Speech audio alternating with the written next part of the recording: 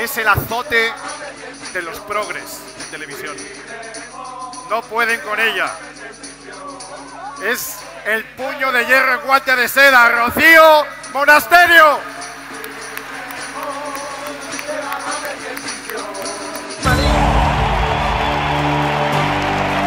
Sí, Errejón, nosotros somos partidarios de que el dinero esté en los bolsillos de los españoles, sobre todo para librarles de gente como usted, que hablan contra los empresarios, contra los que crean empleo, contra el Madrid que madruga, cuando usted, de las manos blanditas, no ha trabajado en su vida.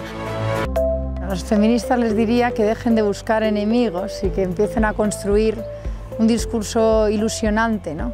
Y que dejen de utilizar ya un lenguaje excluyente con las mujeres que no compartimos toda su doctrina, que dejen de querer imponernos a una mayoría de las mujeres un discurso único, que dejen de colectivizarnos, porque mujeres somos muchas y muy distintas, y cada una de nosotras tenemos y queremos poder hablar en nuestro nombre.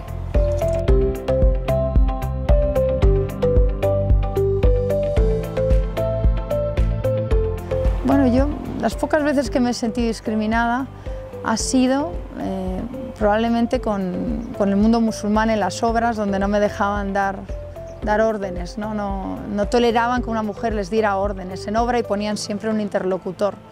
Y también me he sentido discriminada con algunos periodistas que hablan de las mujeres sin hablar de su trabajo. Y hablan de esposa de o hija de, también ahí me siento discriminada, pero nunca más.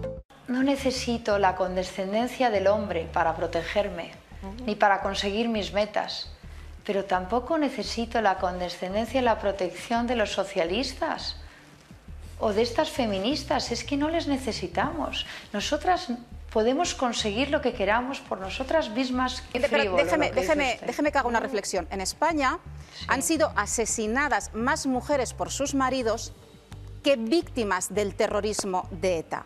Y había una ley, que yo no sé, entonces, que usted tampoco estará de acuerdo, específica para el terrorismo de ETA, con un tribunal específico que juzgaba a los terroristas y con unas penas específicas para los terroristas, siendo menos asesinos o cometiendo menos crímenes que víctimas de violencia de género. Entonces, si usted no está de acuerdo en que haya unos tribunales específicos para unos asesinatos en concreto, imagino que tampoco está de acuerdo que haya unos tribunales específicos y una ley específica para el terrorisrismo. Lo que hablo es de los derechos humanos. Me parece una vergüenza que usted distinga, pero perdón una cosa, es que me parece muy frívolo, que usted distinga en derechos humanos y distinga distintas formas de protección según uno sea hombre o mujer. Lo único que van a hacer es que las niñas van a salir antes al patio que los niños. Eso ha sido después de que Vox lo denunciara, porque si no está Vox ahí, todos ustedes están hablando del 8M y resulta que un niño, por el hecho de ser varón, se queda sin recreo. Bueno, yo me alegro que por fin, viendo a vuestro compañero socialista teniendo que tomar medidas, os deis cuenta de que estas medidas efectivamente son de calados y son profundas, porque yo he visto mucho a socialistas y a la izquierda criticando medidas que probablemente ahora se verían como que eran necesarias, ¿no?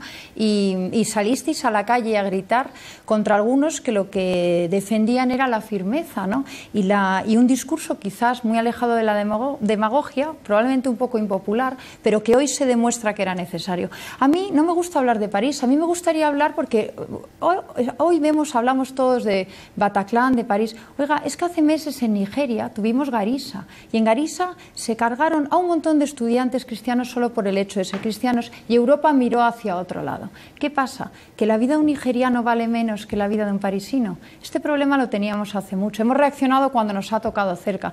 Yo creo y soy partidaria de que hay que reaccionar, pero había que haber reaccionado mucho antes y había que haber estado unidos mucho antes, porque el problema es suficientemente serio para conciliar posturas y efectivamente estoy de acuerdo, hay que ir al soporte y a la base de todo este yihadismo y no se puede hacer tratos con, por ejemplo, Irán, donde no se respetan los derechos humanos, o no se puede ser demagogia el conflicto palestino-israelí cuando unos terroristas están matando a unos judíos en Jerusalén, porque estamos confundiendo los términos. Es decir, aquí hay están las terroristas y están las víctimas, ¿no? Y eso es el primer punto que tenemos que aclarar, ¿no? Entonces, hoy tenemos unos señores que atacan, que son terroristas, y unos señores que son víctimas. Esa primera línea la tenemos que dejar clara.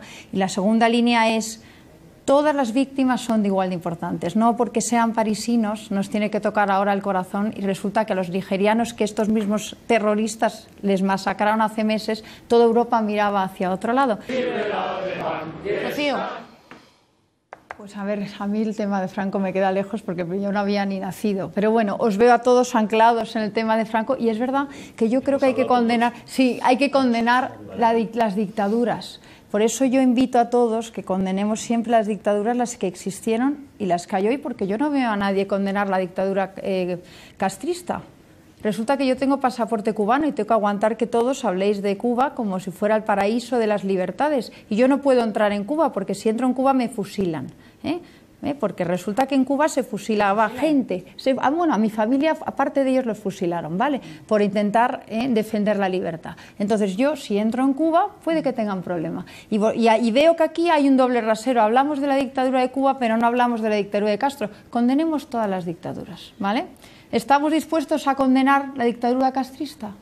¿Lara? ¿Enrique o Jorge? De todas formas, yo en este sentido...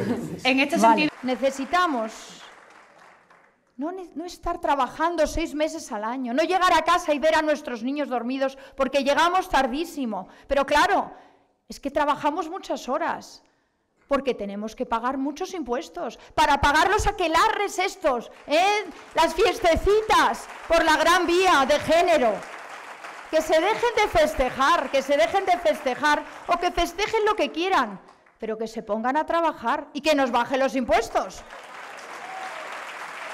Ya está bien de autonomías, de caciquismo. Es que el PSOE y el PP tienen la misma estructura de caciques. ¿Cómo les vamos a decir que les vamos a desmontar las autonomías? Echan las manos a la cabeza. ¿Qué dicen estos tipos de Vox? Que nos dejan sin trabajo. Claro, es que se quedan sin trabajo. Tienen la desfachatez de ir a las manifestaciones, por ejemplo en Washington, las mujeres feministas, acompañadas de mujeres cubiertas, con un burka. Y en España tienen la desfachatez de montar aquelarres en la Gran Vía, pero no se atreven a ir a los colegios a decir qué pasa con las niñas que a los 12 años van veladas a clase y dejan de hablar a sus compañeros varones porque tienen una cultura que se lo impone, ¿no? Y de eso no quieren hablar. Nosotros sí queremos hablar de todo eso, porque creemos en la verdadera igualdad. Si existieran los empresarios que tienen como objetivo legítimo ganar más dinero para las empresas, contratarían todo mujeres, porque ahorrarían coste a las empresas. Y eso no lo hacen. Lo que existe es una brecha por maternidad. Eso sí que existe, porque una vez más es prorrogar una ley que es injusta, que además es una ley que nos hace a hombres y mujeres desiguales. Pues yo pensé que todos los españoles éramos iguales ante la ley y resulta que ahora las mujeres tenemos privilegios, ¿no? A mí eso me parece injusto para el hombre. Me parece que no se respete la presunción de inocencia en España.